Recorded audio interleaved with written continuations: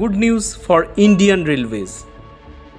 No more wheelset import for Indian Railways. In FY23 so far, Indian Railways has imported 80,000 wheelset from China and Russia, and rest 40,000 has been sourced from the facility of Steel Authority of India Limited.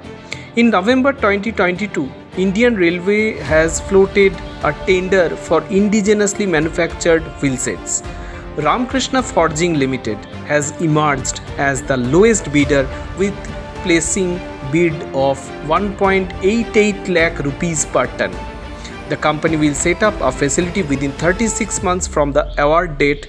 This new indigenous manufacturing effort will help import substitution.